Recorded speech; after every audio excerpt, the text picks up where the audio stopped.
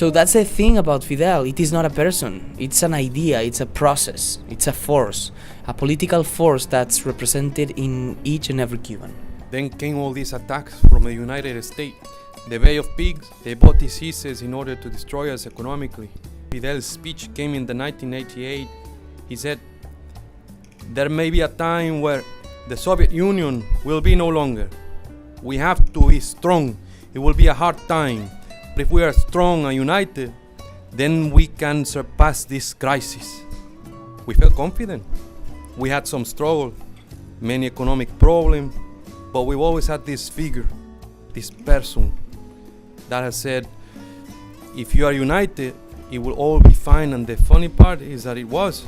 He had this capacity. It was like he could go to the future and then come back and explain it to us. He saw the fall of the Soviet Union. He saw all these environment crises that we are having right now. Es un hombre muy grande en todos los aspectos. Puso a temblar el suelo en todo el mundo, en favor de los pobres como nadie nunca lo hizo. Fue una voz del cambio climático en las Naciones Unidas, antes que cualquiera. Las bombas podrán matar a las personas, pero no el hambre, dijo en Brasil una vez. Marca el camino para las generaciones futuras. Hay mucho camino por recorrer, pero ni en 100 años pasará otra persona como él por acá. I believe that's the main thing about Fidel. He gave Cuban people a purpose, he gave Cuban people a social conscience, and to believe that not only a better country is possible, but also a better world. He helped in Africa and Latin America. So with Fidel, we had this global conscious each time there is a crisis in the world. Whether it's Ebola in Africa or Katrina in the United States of America, it doesn't matter because we know that the Cuban people will be there to support in any way. Fidel has always blamed America for everything.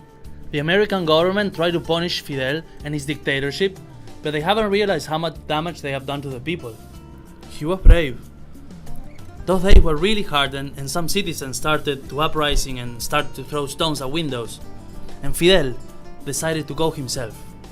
And he was there, not in a car or anything, but he stood there and he told the bodyguards to wait and not to interfere. And he walked into the uprising and he said, "What is happening here? Come on, talk to me." And all the people that were throwing stones and shouting started to exclaim, "Fidel!" and clap for him.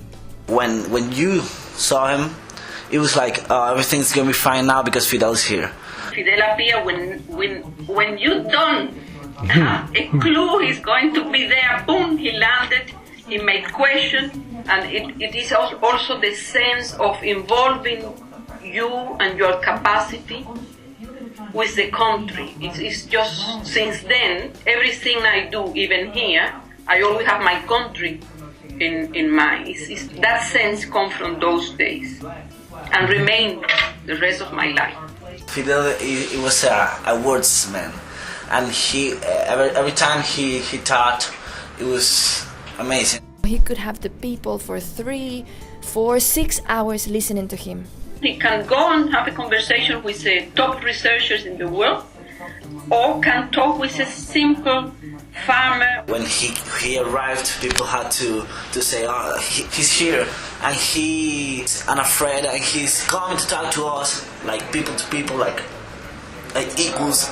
He wasn't the only man in charge of the revolution. I think the revolution, the main character of this revolution was precisely the people.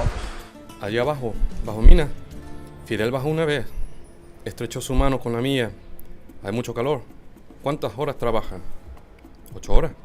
8. Y cuando salió de bajo mina, y cuando salió emitió la ley que no podíamos trabajar 8. De en adelante trabajamos 4 turnos de 6 horas cada uno, ganando el mismo salario. Cuando él vio la situación de los obreros, analizó y actuó para ayudarnos a estos obreros bajo tierra.